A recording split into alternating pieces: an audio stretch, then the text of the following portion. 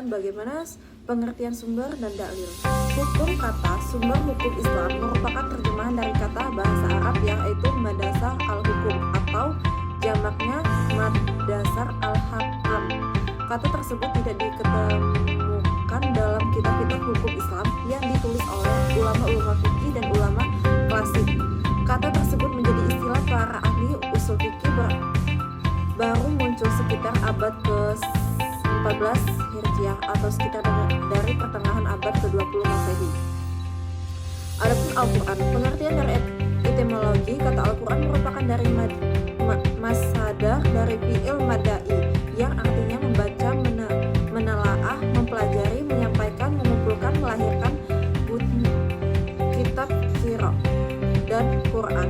Keduanya merupakan Islam madrasah dari al-Iqra yang artinya pembacaan atau bacaan. Pengertian dari terminologis, istilah ahli kalam Al-Quran adalah sifat yang kadim yang berhubungan dengan kalimat-kalimat yang hikamayah, penuh hikamayah yang tersusun dari awal surat Al-Fatihah sampai surat An-Nas 6 sampai 6. Istilah ahli usul fikih dan ahli fikih Al-Quran adalah kalam Allah Subhanahu wa taala yang diturunkan kepada Nabi Muhammad, yang dituliskan dari mushaf yang dimungkinkan secara mutawatir dari pandangan sebagai ibadah bagi yang membacanya. Adapun dari al-sunnah, sunnah sebagai sumber hukum Islam, kedua memiliki peran yang sangat penting dalam menafsirkan nilai-nilai Al-Quran untuk dijadikan pedoman kehidupan manusia. Nabi Muhammad SAW memiliki otoritas untuk menjelaskan wahyu dan yang turun.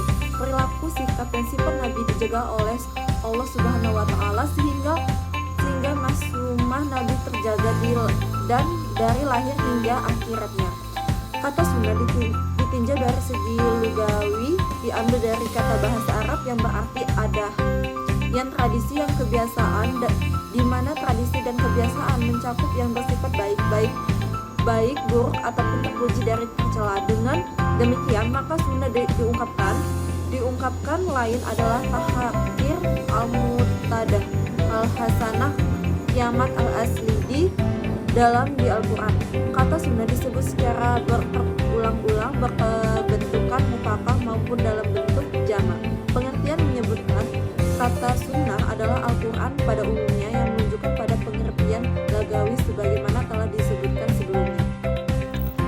Adapun fungsi sunnah terhadap Al-Quran, fungsi sunnah sebagai penguat atau tatbik hukum dalam Al-Quran. Dalam fungsinya menurut hemat penulis sunnah melakukan tatbik penguat atas hukum-hukum yang terkandung dalam Al-Quran dengan mempergunakan kepercayaan di antara sebagai berikut, yaitu menegaskan kedudukan hukumnya seperti dengan sebutan wajib, fardu dan ungkapan yang sejenisnya.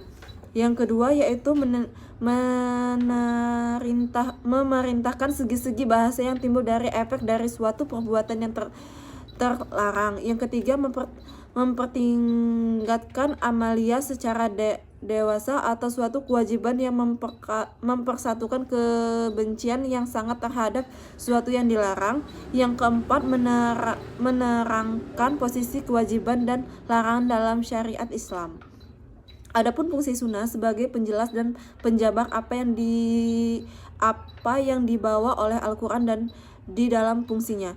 Yang kedua ini segi-segi tabiah penjelasan sunnah Al-Quran diantaranya yaitu meningkatkan makna-makna yang bersifat lepas yang terkandung dalam ayat-ayat Al-Quran. Yang kedua yaitu menghusukkan ketetapan yang disebut secara umum dan nas-nas Al-Quran. Yang ketiga menjelaskan mekanisme pelaksanaan dari ketetapan Al-Quran. Fungsi sunnah sebagai penetap hukumnya yang belum diatur dalam Al-Quran.